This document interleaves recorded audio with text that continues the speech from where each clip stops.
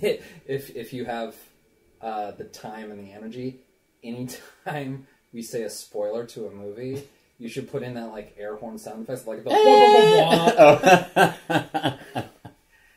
just like immediately before we say the spoilers, so that people can like rip out their headphones real quick. Just like the most loud, just shocking sound I can think of anytime a spoiler alert is coming up. That's a good idea.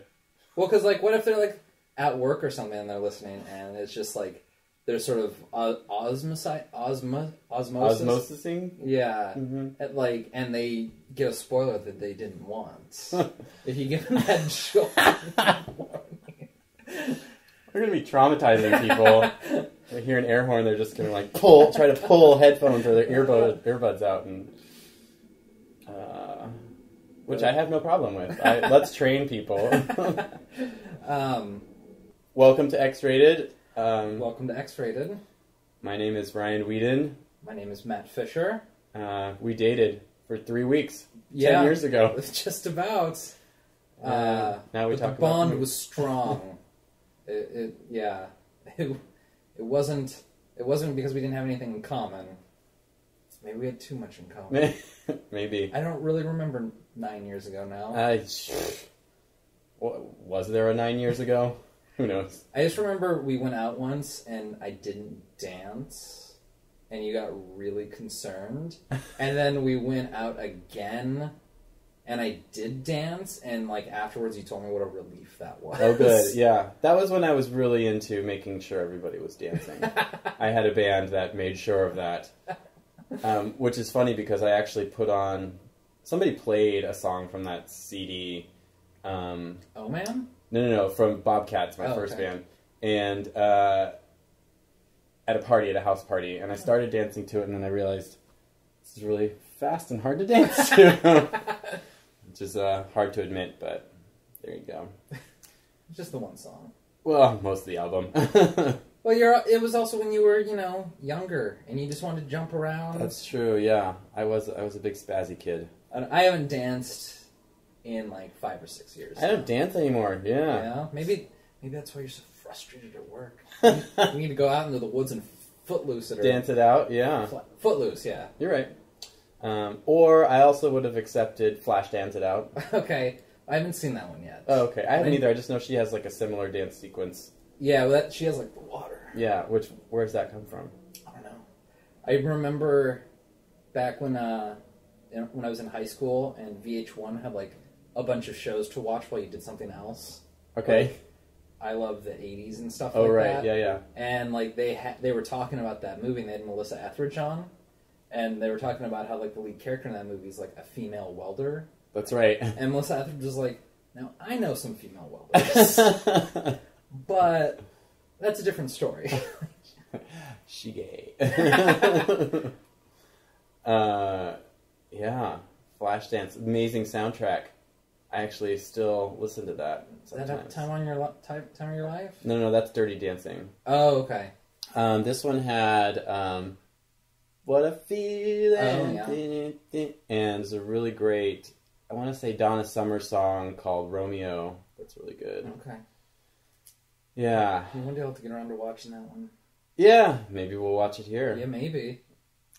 That's not my movie for next week, just so you know. I have a question for you. Okay. What would you say, and you don't have to name just one, you can name as many that come to your head. What would you say is your biggest blind spots, movie watching wise? Oh, Kung Fu. Oh, just movies. In general? Yeah, okay. Or just, I don't want to say action movies, but I know that there are some people who define action movies as like just bunch of action sequences, you know what I mean? And so that, not necessarily Hollywood style, where there's blow-em-ups or something like that. Mm-hmm. So I haven't watched a lot of those, okay. to be honest. And specifically, like, Kung Fu movies. I don't think I've seen one. Even, like, the more artistically satisfying ones, like Wong Kar-wai did one a couple years ago, Grand Master. No, I didn't even see that. I mean, I guess I've seen, like, Crouching Tiger, Hidden Dragon, whatever, but is that a Kung Fu movie? Yeah, I mean, in its own way. Okay, well that then. counts. But yeah, real blind spot for me. Okay. Yeah. And yours, you'd say, would be Westerns? In general, I'm working my way, like, past it. Because there's, like, every now and again I'll come across a Western that, like, I really like. But it's like, whenever I start down that path, like, I'll watch one or two, and, like, they don't do it for me, so then I just go back to shelving it. Yeah. Because, like, yeah, The Searchers did not speak to me, and that's supposed to be, like, the Western to end all Westerns. Oh. But, yeah, I don't know why, like, it just, like, I saw it, and it was fine, but, like, it didn't move me, or... Yeah. Like, I would say that the, like, the one Western that I really like is The Man Who Shot Liberty Valance. And I remember I watched that, I don't even remember the name of the movie now, but it was when I was working my way through Noah Baumbach films. Okay. And it was, like, one of his shitty earlier ones, I think. But, like, the way that they talk about the movie, like, I could tell, like, Baumbach is actually, like, a fan of that movie. Yeah. He likes to sprinkle in yeah. things like that. I wonder, now that we're talking about Westerns, like, do you think Hollywood was just like, well, there's all this desert over here. Like, let's take advantage of this and start making movies set out here, and then we can just, like, sell them. Yeah. I mean, cheap sets, yeah. Because what came first? Like, the obsession with the West or the movie or Westerns? You know? Like, I don't know. It's a chicken or the egg kind of thing. Because that's, like, what, 50s, 40s, somewhere in there? Yeah. Like, I think, like, you know, Stagecoach, I think it was, like, the late 30s. Okay. That's sort of like, definitely on, like, the earlier end of the spectrum. Yeah, I don't know. Like, were there a lot of books about, like, the Old West? Like, about cowboys? Like, were people... I mean, I guess there's always been, like, a romanticism of it, you know, if you live elsewhere and haven't gone out and got to experience the Great Wild West. Yeah. And then maybe Hollywood was just tapping into that. But it just seems like, hey, let's go drive 50 miles outside town because we've got this huge area to film in. I mean, I think that's why, like, spaghetti westerns were a thing, is because, like, they could finance these movies on the cheap. Right. Like, because they just had hills and valleys and sand, and they could just make a movie and put Italian actors and then dub them with American actors later, so you didn't have to have any stars. Like, we're absolutely speculating right now. So if, you know, if anybody knows about this, just wait. We'll upload this one, and then, like, Donald Trump will be, like, tweeting, like, new. Sad. X-rated gets movies all wrong.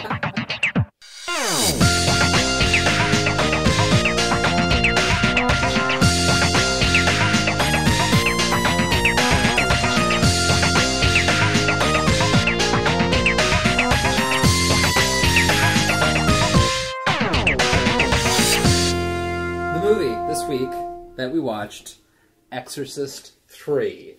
So I have lots of things to say. Oh, cool. Yeah. You know, I've been thinking about actually recommending one that I think that you'll hate, but I love.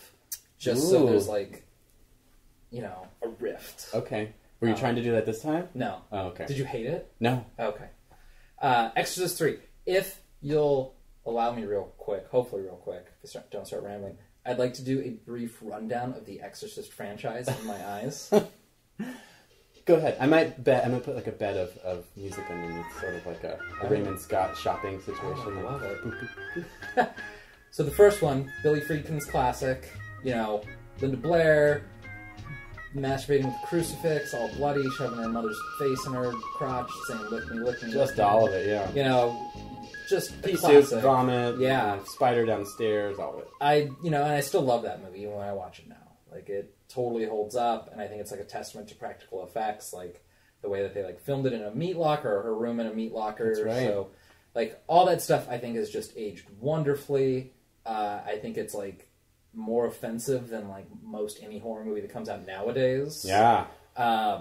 It's still shocking, some of those things that come out of her mouth. Yeah. So, like, Exorcist, I feel, is, like, just classic, holds up, great. Exorcist 2 is the sort of crappy freak-out bullshit that I know has a dedicated cult following, or I would imagine does, but is actual just garbage. Okay. It was directed by John Borman, who I hope that our listeners know best from a little movie called Zardoz. Oh, yeah. But he's probably actually best known for Deliverance. Right. And he also directed a very fine film called Point Blank. Okay. Which has my favorite female on male spousal abuse scene. Or not spousal abuse, but domestic abuse.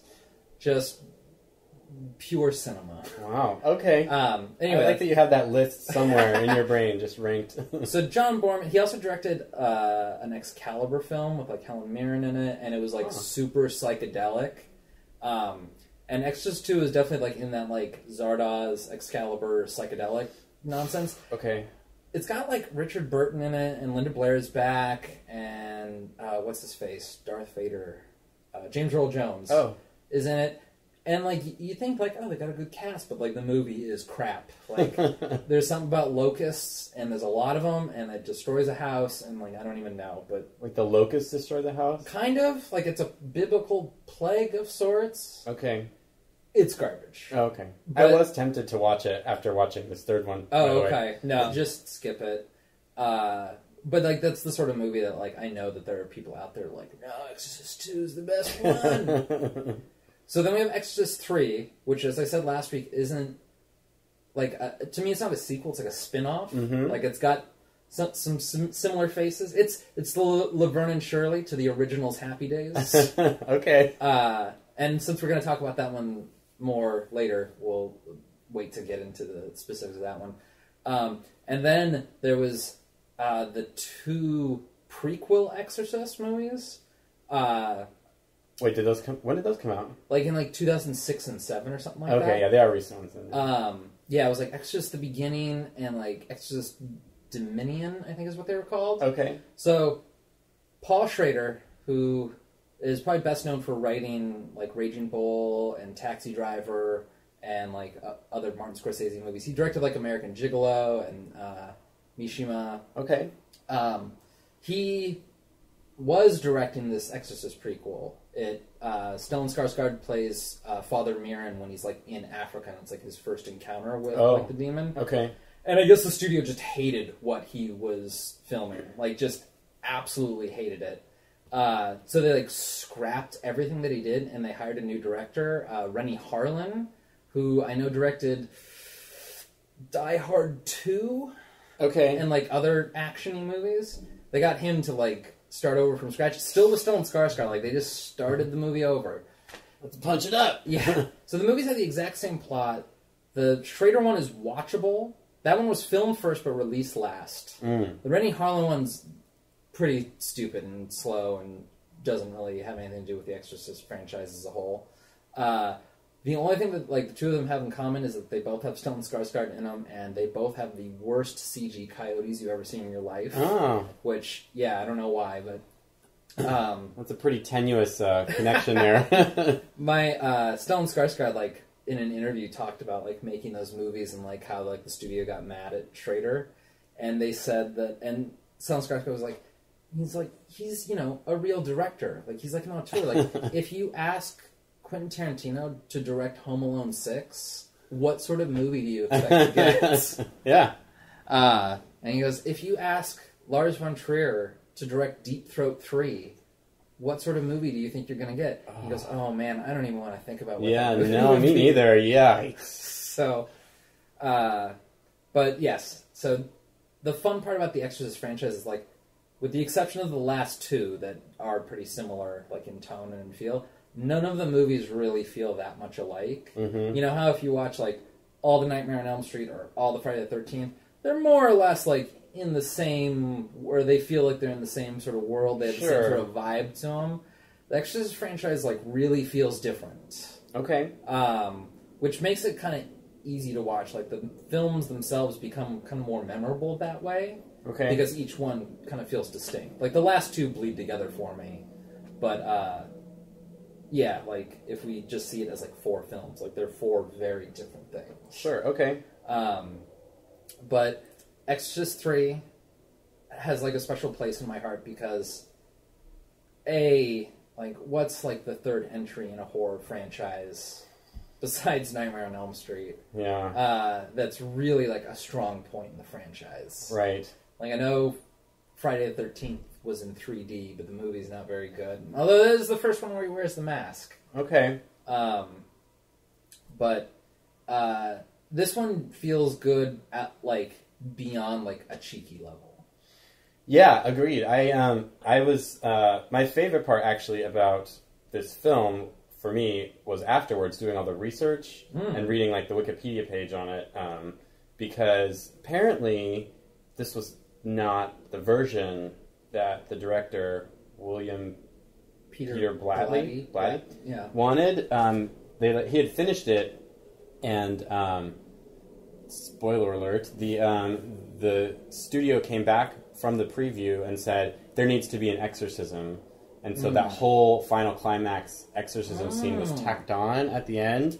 Which kind of makes sense. It kind of feels that way. And I think that's a real testament to the film itself, because it's still a pretty good movie with that on the end. But if you had taken it off, I think it really could have been a really great movie. Yeah, I feel like this is sort of like a stepping stone into like this sort of semi-religious, semi-crazy like crime dramas like Seven.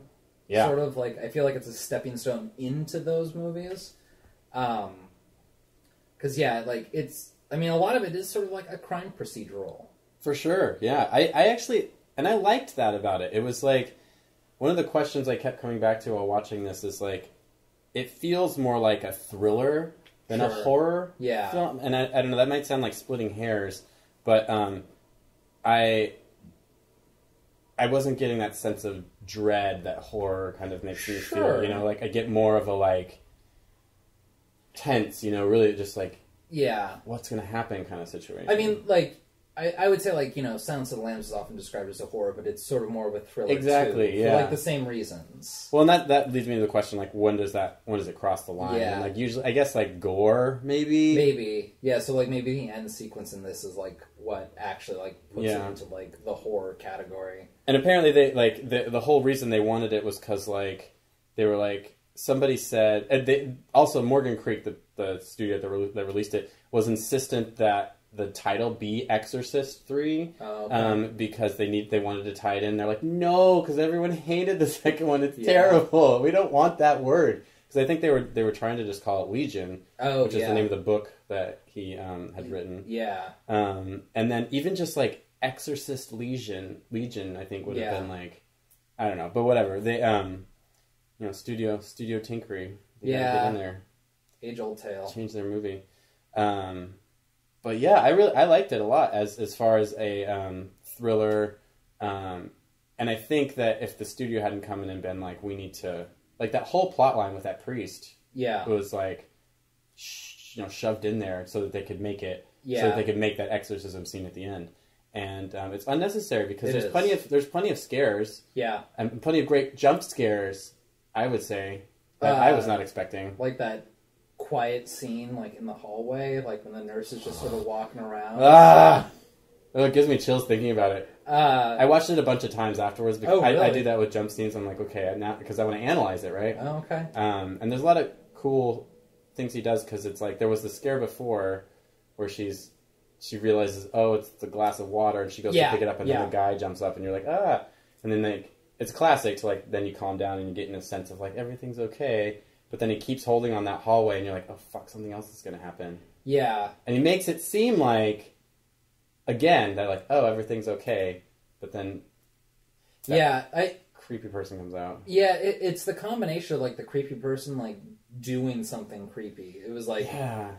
Suddenly. Yeah, like, I remember the first time that I watched it, like, I knew something was going to happen, but, like, that was not what I was expecting was going to happen. And the sound that plays, too, is really scary. Yeah. He just did it really well. Yeah. It was a good jump scare. Yeah, it was really nicely done, because it's really just, like, mostly, like, a static shot, so, like, the sounds, like, echoing sounds of, like, her walking, or you hear, like, the little, like, clink that turns out to be ice. Right. Like, it's really just... You know, you kind of feel like you're alone and there's noises and you don't know what those noises are. Like, the scene really makes you feel that way. Yeah.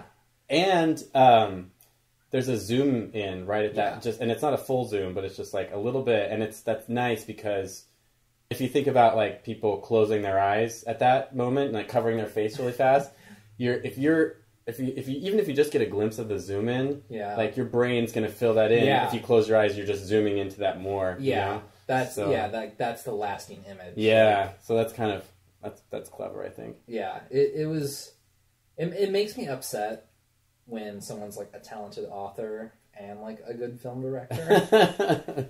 You know, like Why is Michael that? Crichton. Yeah. I don't know. People just shouldn't be that talented at everything they do. I mean, he didn't like go on to like make great cinema classics or anything like that, but it's still like a little upsetting. I'm like, no, you're supposed to be good with the written word and nothing. Pick else. one. Yeah. Yeah. Speaking of people who are multi-talented, this is you're just gonna have to stick with me. I was thinking a lot about like what makes an adult horror film, Oh, okay. and so like what scares me as an adult, what scares others as an adult, blah blah blah. And taking that in the context of like religion, it's sort of like made up shit, right? You're not Okay. religious, are you? No. Okay, good. And so Michelangelo, when he painted the Sistine Chapel. Sistine Chapel, yeah, with like the birth of man. Yeah. If you see God, there's like a shape of a brain there, so it's almost like he's saying that, oh, all religion is just like made up shit that we created with our brains. Oh. And so I was kind of trying to apply that to this and think like, what would you have to be religious to be scared by this movie? Do you know what I mean? I don't think so. Because I'm not religious. And because, like, I don't know, I think that when you mix mysticism in with, like, secular stuff, if you do it well, like, for some reason, like, the religious aspect doesn't, like, it's not a barrier anymore for me. Mm-hmm. Like, in the first Exorcist, the mother was, like, really pushing for the exorcism, and the father, like, Father Karras, Mm-hmm. was talking about how exorcisms, you know, date back from a day before we really knew about mental illness, and was like, and you find out like in the movie that like he has like a degree in like psychology or psychiatry, one of the two, Right. and he's the one pushing like the science on the mother, and I feel like this movie kind of does that too. It's like, you know, George C. Scott, who I want to talk about. Oh yeah, we haven't even talked about him yet. Yeah.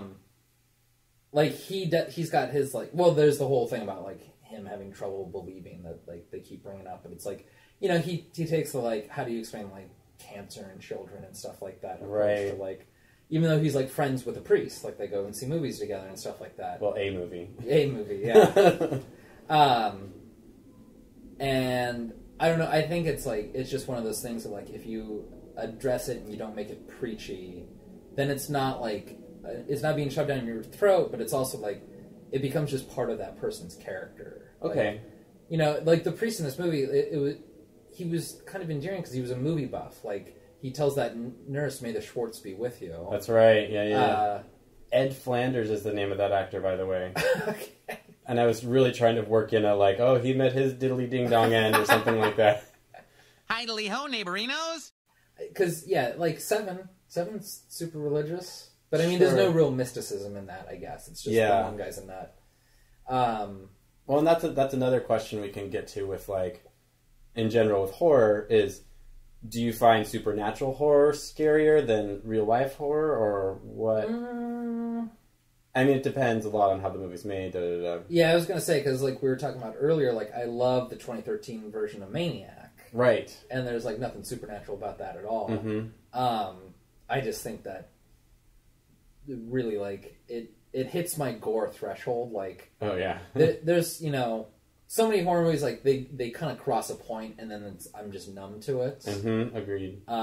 Or like I can't stand like movies like Hostel, like, or Saw. Right. Like that stuff, like That you're watching for the torture and the gore. yeah, like I can't, like I just put up a wall and I don't enjoy it. Mm-hmm.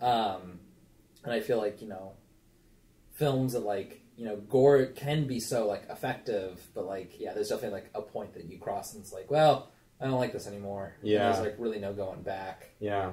Uh, But then I think that might be the element that's necessary to take it from thriller to horror sometimes. yeah. Because I'm real hard pressed to think of a horror film that doesn't have some element of gore in it. I mean, Rosemary's Baby has like a little bit of blood. Yeah, like, when okay, she's being good raped by the point. devil. Yeah.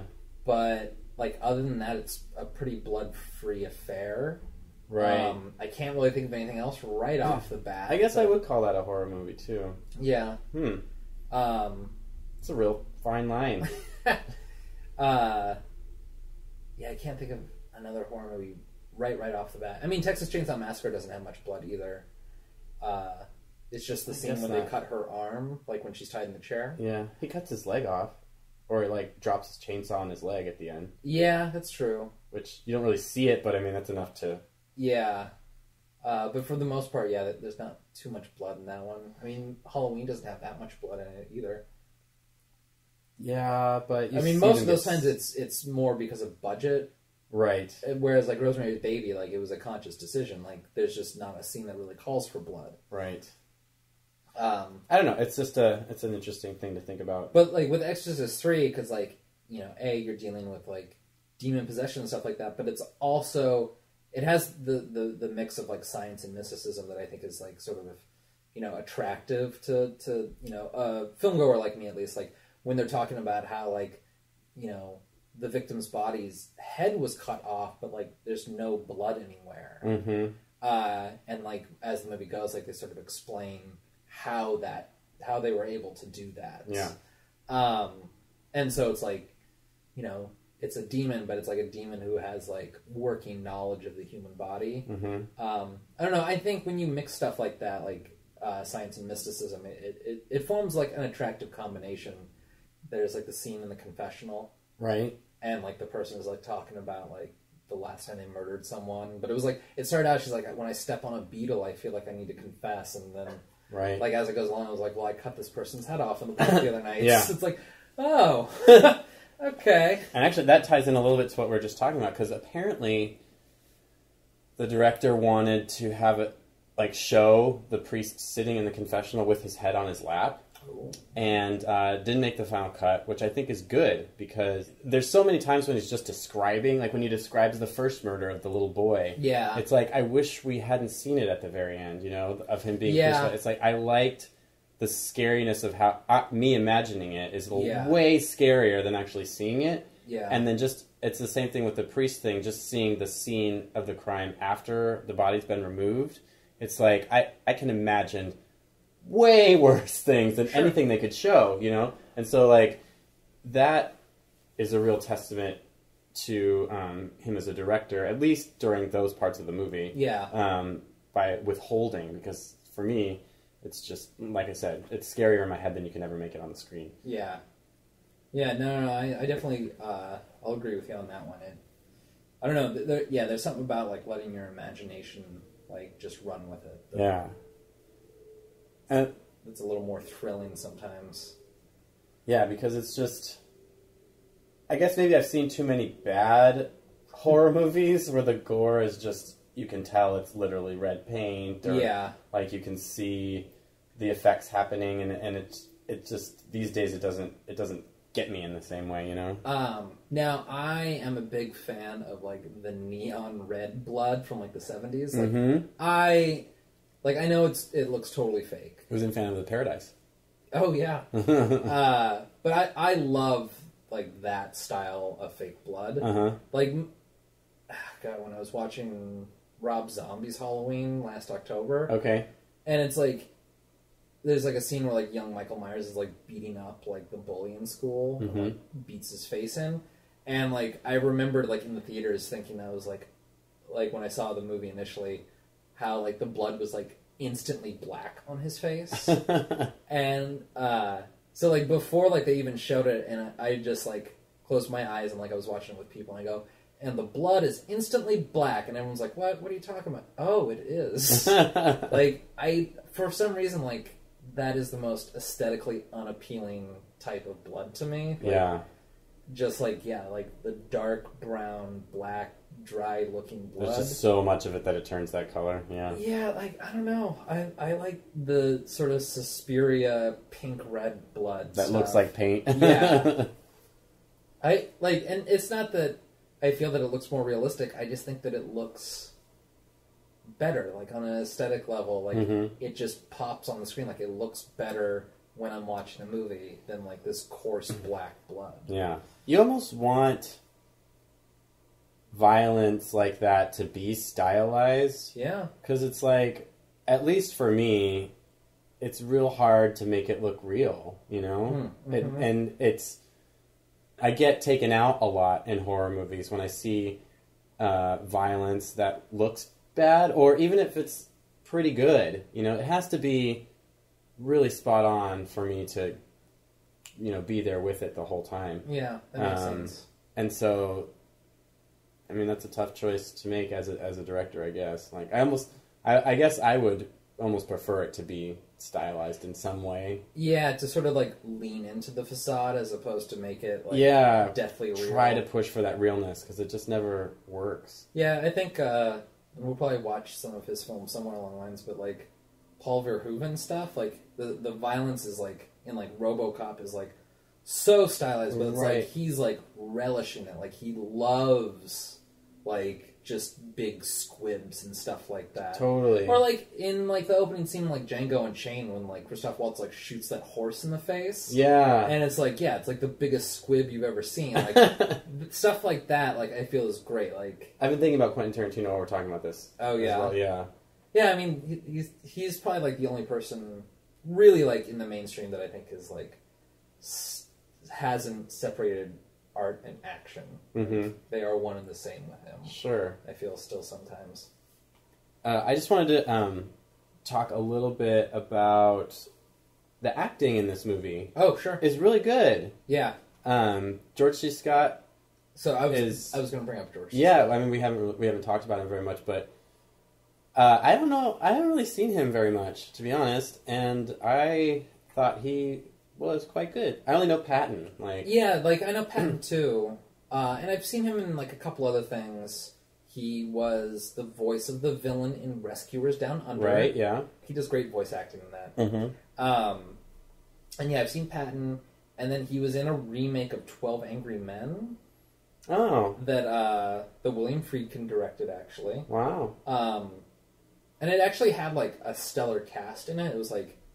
It had like a mix of actors like on their way up that like hadn't quite made, like James Gandolfini's in it, and it was like wow, okay, a couple of years before The Sopranos came out. I would watch this. Yeah, it was okay. Like if it stayed true to the source material, you know, how bad can it be? Yeah, I mean it's a play first. So. Well, it was a teleplay.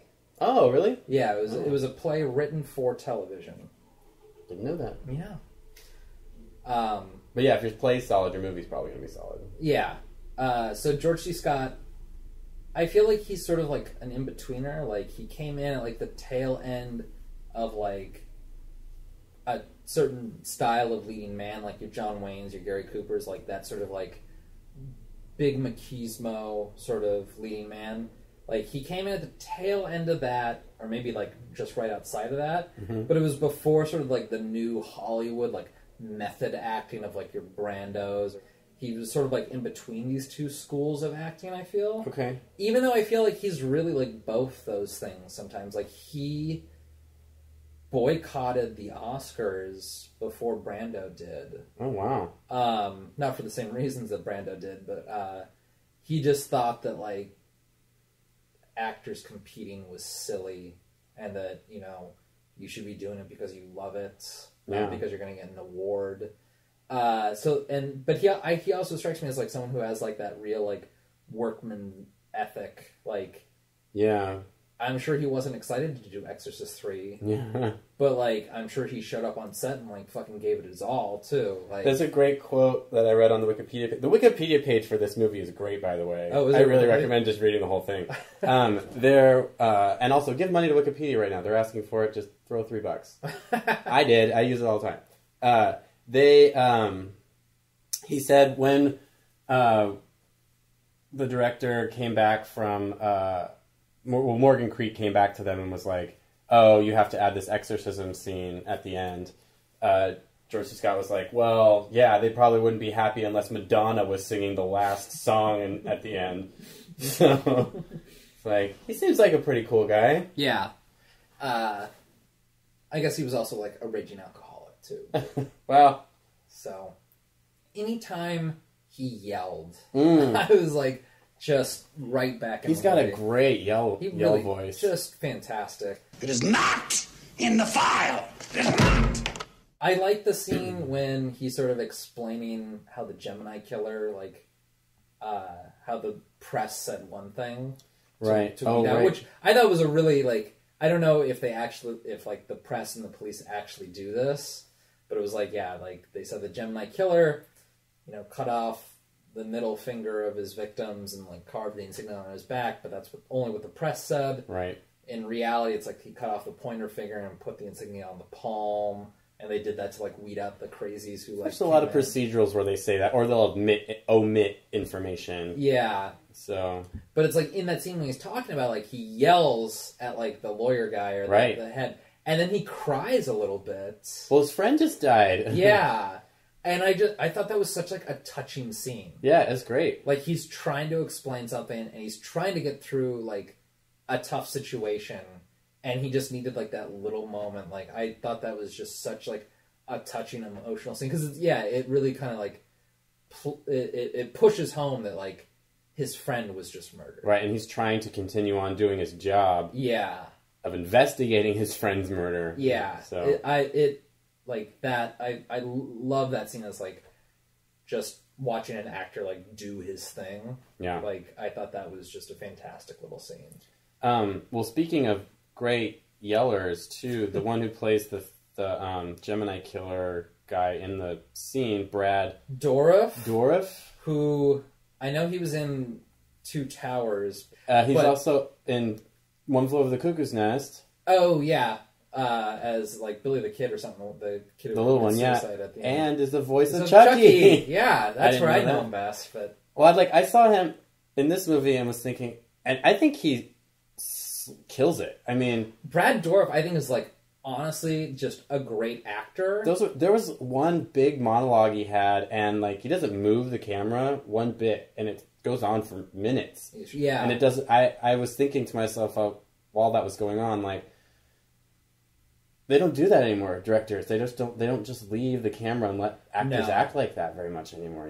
Like, Tarantino will definitely, like, let Sam Jackson chew the scenery a bit, right? Cut, but no. For the most part, like, I don't know, I think maybe directors are, like, afraid that, like, we'll get bored, so they have to, like, cut between the person talking and the person responding, and, like, close in. And, I was magnetized. I was like, this guy's amazing. I honestly think that, like, Brad Dourif is, like, a legit great actor. I don't know if, like, he's kind of been stuck in, like, the character actor. Right. Like, I don't know if that's by choice or by accident. Like, if you look at, like, his IMDb credits, he probably has, like, 400 movies, because... Yeah, he's done tons of stuff. Yeah, and, like, he'll be in just, like... You'll see him in, like, a single scene in, like, a horror movie. Right. Like, yeah, I noticed there were lots of horror movies that he's been in. it's like, he'll be, like, the gas station attendant in Urban Legend and stuff like that. That's kind of cool, actually. But, no, I love Brad Dourif. I think, like, whatever movie he's in, like, is elevated just by his presence. Yeah, he's really underrated. Yeah. Because seeing him in this reminded me of how much I like him in One Flew Over the Cuckoo's Nest. Oh, yeah. And then just, like, give him some parts, people. Or maybe he doesn't want them. Maybe he likes being this... Well, that's what I'm thinking. Like, maybe he just enjoys, like, showing up, doing, like, a day or two on a set, and then moving on to the next thing. Like, maybe that's just his jam. Not allowed to keep his gift from us, the audience. But like, his voice acting is so good. Like, his face acting's good, too. Like, like you were saying, like, they put the camera on him, they don't move it, they just let him do his monologue, and it's great. But, like, I think, like, that's sort of, like, what makes those, like, Child's Play movies is, like, at least watchable sometimes, is that, like, his voice acting, like, he's got a very distinctive voice, for one. Mm-hmm. Like, there's something about it that's just really memorable. Yeah. I get sucked into his face. Yeah. He was kind of cute back in the day. Yeah, too. I mean, yeah, he was totally cute then too. But he just is really good at just emoting. Yeah, well, like in the horror movies where he like makes just like brief cameos, it's always as just like the crazy old man is like, that hasn't been here for 25 years. There is a good chance if he's willing to just do these, cameos here and there, we could get him on the show. Oh my god. You are absolutely invited to come on, Brad. We would love to have you on. You can challenge us to as many movies as you want, and we'll watch all of them. And I want to tell you... As long as it's not your complete filmography.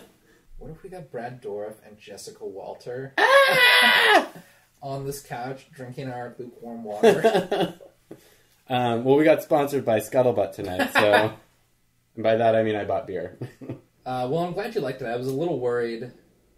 But then I one of these days I am going to have to recommend something to you that you probably won't like, just so we get a heated debate. Yeah.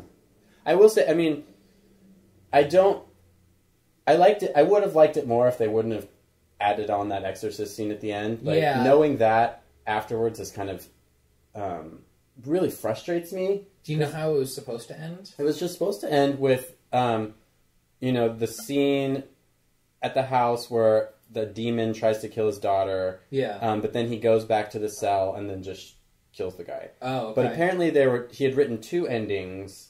One where the demon, he goes back after the scene in the house with the daughter, and the demon admits that his father died of a heart attack.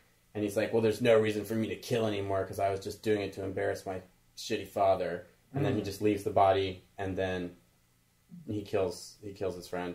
And then the other one was like the demon dies when the father dies or something. I don't know, but like he had different endings. But like just like going back and saying, oh, my father's dead, I don't have any reason to kill him, and then leave, and then he kill his friend. Like that's a powerful ending. Yeah. We don't need this like special effects. Yeah, like there was a cool part when like whoever that other priest was that like came in. Like, he gets stuck to the ceiling when he tries to peel himself off, and, like, his I like it, but off. it had no place in this movie. Yeah. I don't know, it just makes me pissed off that like, studio executives can have creative control like that, because it's like... Yeah. This movie's good, but it could have been great if they would have just, like, trusted him, you know? Did you ever see The Magnificent Ambersons? No. It was an Orson Welles movie, and the whole movie has this, like, sort of methodical pace, like, leading towards one thing, and in, like, the last 45 seconds, like, and then they got married. Yeah, I hate that. Why do they get creative control like that? I mean, if I were to sign on, I mean, I get why you sign on and giving them, because you need, like... money. Yeah, and you need experience, da-da-da-da. But it's like, fuck, man. They ruined so many movies.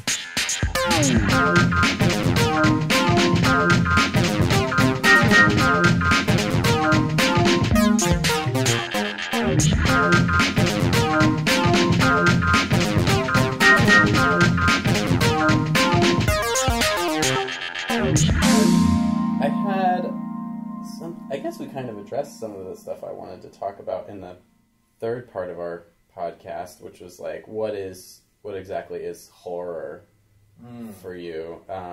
But I guess like some other scary movies that you've seen recently, like what has anything that's frightened you?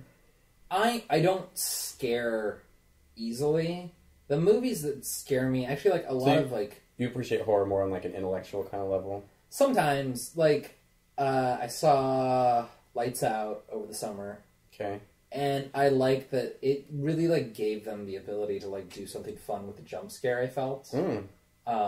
Just by having, so, like, the ghosts could, like, only appear in the light. Okay. I thought it was, like, an ability, like, it gave them the ability to, like, play with the jump scare, like, in a unique fashion. Like, not necessarily, like, in a super scary way. Like, if you're scared by jump scares, then it's probably right up your alley. But, like, for me, it was, like, the way that, like, they would get out of it. Like, one person was, like, being attacked by, like, the ghost and, like, hits his car keys and, like, the headlights come on and stuff like that. Okay. So it was just, I felt like it was, like, a really good way to, like, play with, like, the jump scare format. Okay. Not a brilliant movie beyond that, but, like, it allowed you to play with the form. Sure. I'm so rarely actually scared by a horror movie. Yeah. But, like, I would say the ones that actually do scare me, like, I do get scared by, like, a certain type of, like, Asian horror movie. Like, it's like when a character's, like, watching TV and they turn off the TV and, like, you see, like, in the reflection that something's behind them. Oh, like, yeah. that's the sort of thing that, like, unnerves me. Mm-hmm. Like, something that's, like, it's already here and it's too late. I was just I just bring it up because like I've discovered in myself, it's hard for me now to be scared while watching a horror movie. Yeah. It's usually thinking about it later that really gets me frightened, and it's usually the stupidest stuff. Like, I'm always surprised at the movies I'm scared of while I'm laying in bed at night thinking about them. Like, The Pact, did you see that? No. I mean, well, I don't know, maybe I shouldn't tell you because the spoiler alert is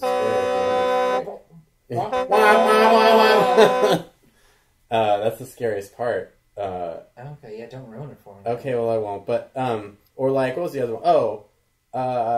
It Follows. Oh, okay. I remember watching it and just being like, well, why doesn't she just fly to Europe or something? I mean, it would still get her eventually. It would only be a temporary solution. It'd have to cross the ocean. She couldn't do that her whole life. Really slow. She couldn't do that her whole life. Well, anyway, it wasn't until I was laying in bed and then, like, thinking about actually being in that position of just, like, oh, shit, nobody else sees this person. They don't know. Yeah. Like, I don't know, it just didn't really freak me out while I was watching it, but then later when I actually think about how it doesn't make sense, it's scary. Does that make sense? A little bit, like, yeah, sort of. And that's not necessarily how I judge a good horror movie. It's how I judge a horror movie that I like. So what are you going to challenge me? Wow! Oh, yeah? I had a lot of trouble thinking about what I wanted to watch. And I'll tell you a little bit my thinking process here. I was thinking it'd be fun to do something that was just totally fantasy, and kind of go that route because we haven't really done anything that's really, CGI laden or anything like that. You want to watch like the WoW movie? No, I was thinking that, and then were you really? Like the World of Warcraft? No. I thought you meant like movies that are like trying to give you a wow factor. No. If I want to watch a video game, I'll play a video game. Okay. Yeah. But then I decided I don't want to do that, and instead I kind of feel like I want to watch something a little comforting to me. Okay. So I'm going to watch a comfort movie, okay. And I want to watch Broadcast News. Oh, okay. Which is, for me, a comforting movie. In a way, yeah.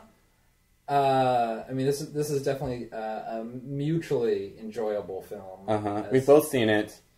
I've seen, multiple times. Me too. But I haven't watched it in a while, and I really enjoy it, and I think it's a movie that not enough people know about, and I want to share that. Well, let's settle up. What do I owe you? For what? Oh no, I'm just making a phrase like when you're at a bar. You want another beer? Yeah, I'm gonna have one, but I wanna close out the podcast first. Oh. Twitter is X-Rated Movies. Facebook is Rated X Movies. And follow us, like us, contribute to the conversation. Please do.